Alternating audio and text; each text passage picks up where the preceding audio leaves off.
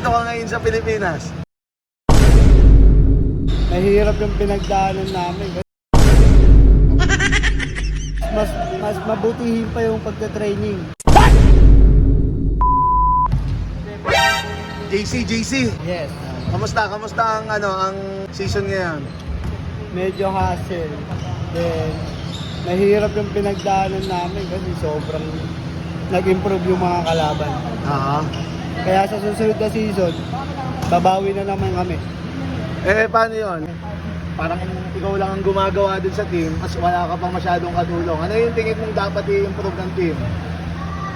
Sila na mismo, sa sarili nila yun. Alam nila yun. Anong alam na nila eh? Alam na nila yung binubuhat ko sila eh. Ano masasuggest mo? Kung ikaw magsasuggest dun sa team, sa management ng Clippers? Ang Clippers. Ayun, adjust ka pala. Yun, adjust ka pala. Ano masasuggest mo sa management? Dapat mas mabutihin pa yung pagta-training. Mag-training. Then, wala lang, papawis-pawis lang. Basic lang. Bakit nandito ka ngayon sa Pilipinas? Sayang yung ticket eh.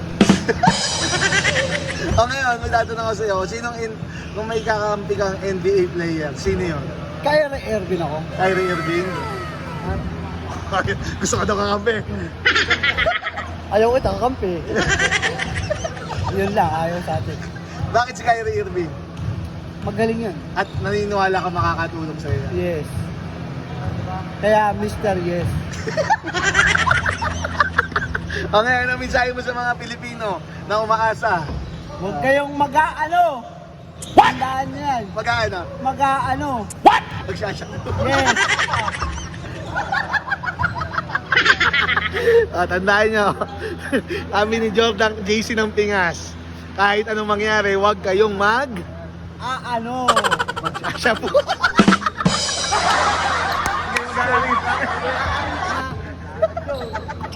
Agawan.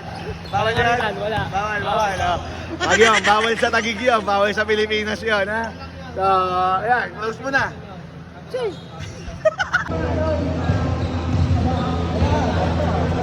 Yeah.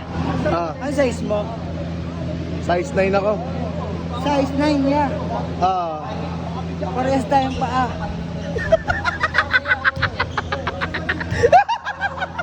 Jordan pare. Jordan. Clarkson. Ano ibig mo sabihin? Ano lang, baka naman.